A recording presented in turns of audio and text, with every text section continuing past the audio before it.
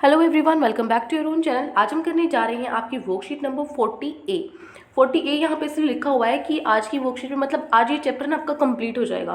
तो आज आपकी 4 वर्कशीट्स ना आज ही दे दी गई हैं, ठीक है, क्योंकि आपको पता है पूरे वीक में आपकी छुट्टियां रहेंगी आज, और सिर्फ सैटरडे को आपको स्कूल में जाना है। बाकी के दिन आपकी छुट्टियां हैं, दशहरा वगैरह काफ़ी सारे फेस्टिवल्स हैं।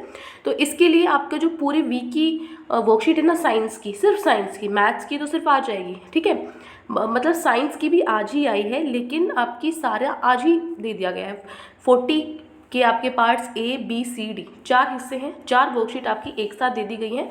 अभी फिलहाल के लिए आप अभी इतना ही करोगे 40A, फिर शाम को हम बाकी की वर्कशीट्स करेंगे, ठीक है। तो फर्स्ट वर्कशीट करते हैं साइंस की आज की।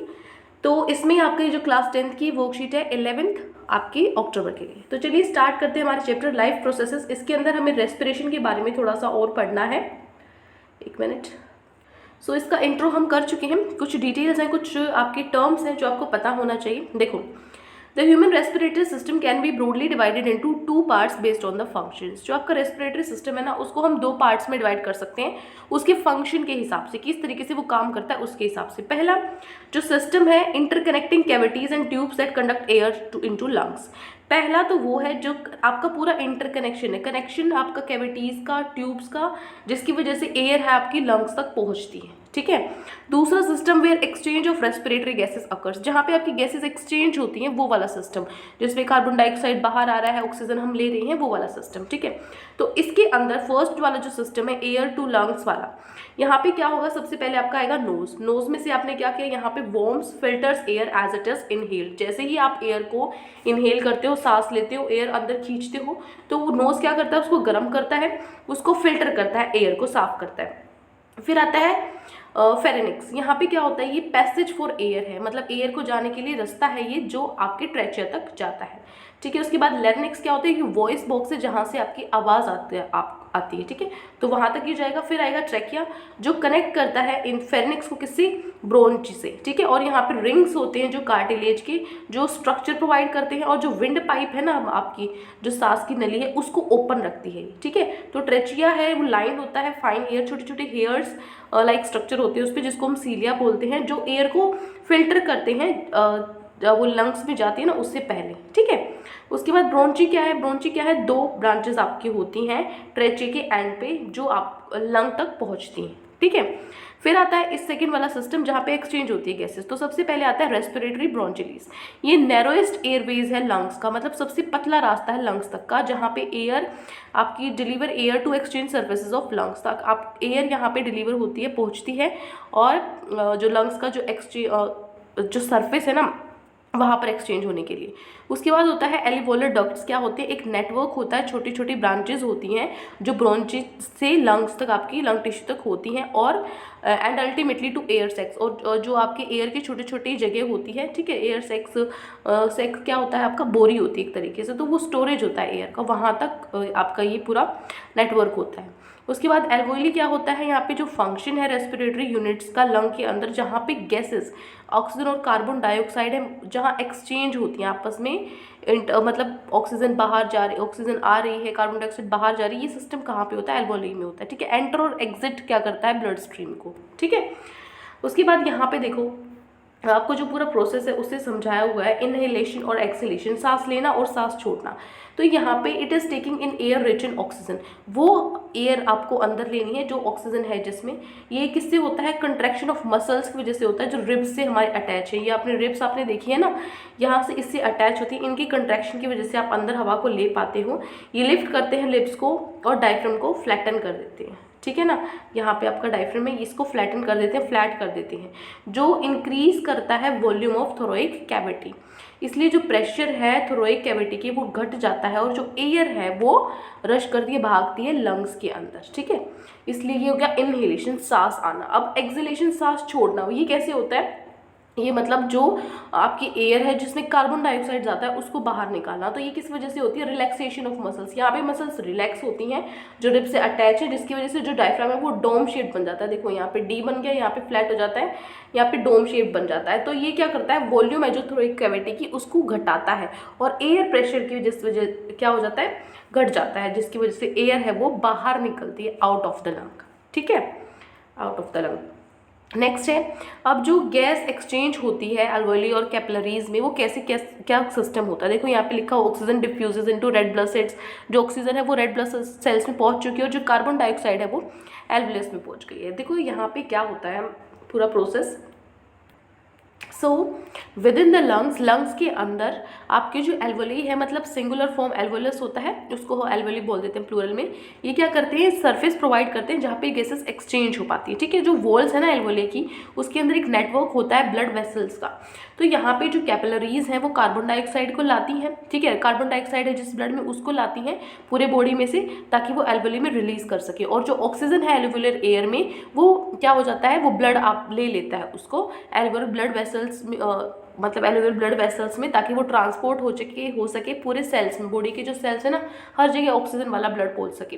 तो जो बॉडी का साइज है एनिमल्स का, वो इतना बड़ा होता है कि जो डिफ्यूजन प्रेशर है वो अकेला इस चीज़ का जो ऑक्सीजन है पहुंचाना पूरी बॉडी पार्ट्स में वो नहीं कर पाता। इसीलिए जो रेस्पिरेटरी पिगमेंट्स हैं, जैसे ऑक्सीजन टेकअप, जो रेस्पिरेटरी पिगमेंट है वो ऑक्सीजन को लेते हैं हवा में से लंग्स में और कैरी करते हैं टिश्यूज़ को, जिसमें कमी होती है ना ऑक्सीजन की, उसको रिलीज करने से पहले।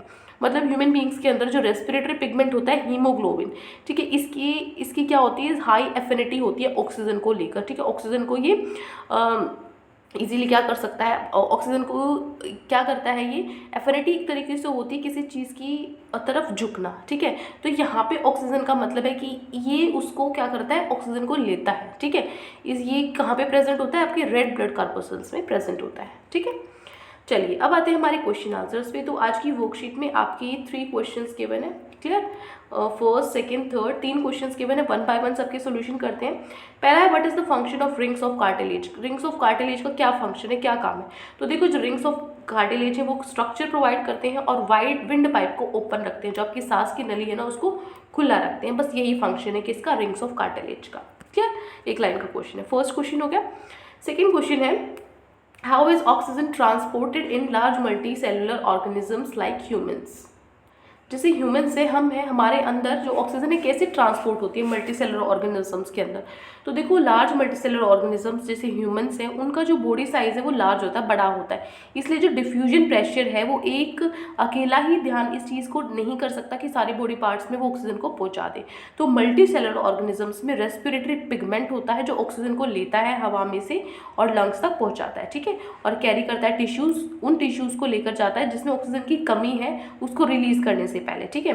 तो ह्यूमन बींग्स के अंदर जो रेस्पिरेटरी पिगमेंट है वो क्या है, हीमोग्लोबिन। देखो, अभी भी मैंने बोला कि मल्टीपल सेलुलर में रेस्पिरेटरी पिगमेंट की जरूरत होती है ऑक्सीजन को लेने के लिए।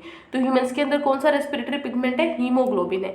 ये क्या करता है, ये ऑक्सीजन को लेता है, इसके अंदर ऑक्सीजन होती है और ये पूरी बॉडी में ऑक्सीजन पहुंचाता है। This pigment is present in red blood corpuscles. ये पिगमेंट कहाँ पे होता है, रेड ब्लड कॉर्पस्कल्स में होता है। आप चाहो तो इसमें जो कैपिलरीज वाला और एल्वेoली वाला जो शुरू की 3-4 लाइन है ना वो भी लिख सकते हो, लेकिन आंसर बहुत बड़ा हो जाता।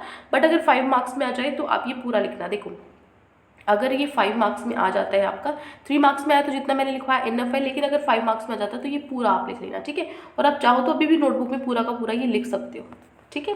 ये बिल्कुल ठीक है, वो मैंने थोड़ा छोटा लिखवाया हुआ, ये मत सोचना छोटा है तो वही लिख लेते हैं, ठीक है। आप क्या कर सकते हो, जो मैंने लिखवाया है वो लर्न कर लो, लेकिन ब्रैकेट में जो ये इसका पोर्शन बचा हुआ ना, शायद यहाँ से बचा हुआ है ये वाला जो पोर्शन, इस पर ब्रैकेट लगा लेना कि भाई ये 5 मार्क्स में लिखना है, अदरवाइज कोई ज़रूरत नहीं है, ठीक है। चलिए, और अगर लर्न कर सकते हो तो अच्छा है। इसके बाद ये डायग्राम जरूर बना देना। डायग्राम बनाओगे तो आपको ऑटोमेटिकली 5 मार्क्स में इंक्लूड हो जाएगा ये क्वेश्चन, ठीक है। तो डायग्राम जितने क्वेश्चंस में आप बना सको, मैक्सिमम साइंस में बहुत इंपॉर्टेंट होते हैं, आपके मार्क्स इंक्रीज हो जाएंगे। तो ये आप दिखा सकते हो अगर आप बना पाओ तो, ठीक है। आपकी एनसीईआरटी बुक में भी शायद आपको डायग्राम मिल जाएगा, वो भी आप यूज़ कर सकते हो। तो यहाँ पे जो ऑक्सीजन है वो क्या कर रही है, रेड ब्लड सेल्स में जा रही है, और जो कार्बन डाइऑक्साइड हो रही है वो एल्वेलस में जा रही है, ठीक है। तो ये पूरा सिस्टम है, ये आप शो कर सकते हो डायग्राम में, क्लियर। तो ये हो गया आपका क्वेश्चन नंबर 2। नेक्स्ट है क्वेश्चन नंबर 3। थर्ड क्वेश्चन है, explain the movement of diaphragm during inhalation and exhalation. मतलब आप इनहेल करते हो, एक्सहेल करते हो, सांस लेते हो, सांस छोड़ते हो, वो पूरा प्रोसेस आपको एक्सप्लेन करना है। सबसे पहले कि क्या कर लेना, आप डायग्राम बना सको तो बना देना। रिब्स के अंदर ये शेप आपको दिखानी है मेन तो, ठीक है। यहाँ पे फ्लैट हो जाती है, यहाँ पे डी शेप्ड हो जाती है। तो यहाँ पे ये रिलैक्स करती है और यहाँ पे ये कॉन्ट्रैक्ट करती है। तो ये डायग्राम बना देना। उसके बाद इनहेलेशन और एक्सहेलेशन लिख लेना। क्या, it is taking in it is taking in air rich in oxygen. Inhalation क्या करता है, जो ऑक्सीजन रिच एयर है उसको अंदर लेता है। ये किसकी वजह से होती है, कंट्रैक्शन ऑफ मसल्स की वजह से होती है, जो रिब्स से अटैच होती है। तो जो रिब्स है वो ऊपर उठती हैं और डायफ्राम को फ्लैट कर देती हैं, जो इंक्रीज करती है वॉल्यूम किसकी, थोरैक कैविटी की। इसलिए जो प्रेशर है थोरैक कैविटी में वो घट जाता है, जो एयर है वो लंग्स के अंदर भागती है। ठीक है। अब एक्सहेलेशन, सांस छोड़ना, इसमें क्या होता है, इसका expelling of air rich in CO2, जिस एयर में कार्बन डाइऑक्साइड ज़्यादा है उसको बाहर निकालना। ये अकर होता है किस वजह से, रिलैक्सेशन ऑफ मसल्स। यहाँ पे मसल्स क्या होती है, रिलैक्स होती हैं, जो रिब से अटैच होती हैं। तो जो डायफ्राम है वो डोम शेप्ड का हो जाता है, जिसकी वजह से वॉल्यूम है जो थोरैक कैविटी की वो घट जाती है, तो एयर प्रेशर घट जाता है और जो एयर है वो लंग के बाहर निकल जाती है। ठीक है, ये है आपका क्वेश्चन नंबर 3। क्लियर। सो ये 3 ही क्वेश्चन आज आपकी वर्कशीट में गिवन थे। आई होप आपको अच्छे से समझ में आ गए हैं। जो बाकी की वर्कशीट्स हैं वो भी हम आज ही करेंगे, इवनिंग में हम करेंगे। ये आपकी 40A वर्कशीट है, 40B, C और D हम इवनिंग में करेंगे। ठीक है, तो अभी के लिए फिलहाल आपको अपनी एक ही वर्कशीट कंप्लीट करनी है, मैथ्स की और ये साइंस की। ठीक है, साइंस की एक करेंगे, बाकी हम इवनिंग में करेंगे। ठीक है, तो आज के लिए इतना ही। कोई भी डाउट है किसी भी क्वेश्चन में तो कमेंट सेक्शन में आप मुझसे पूछ सकते हैं, और अगर आपको लेक्चर अच्छा लगे तो चैनल को सब्सक्राइब कर सकते हैं, वीडियो को लाइक कर सकते हैं। आज के लिए इतना ही, मिलते हैं नेक्स्ट वीडियो में। Till then take care, bye bye.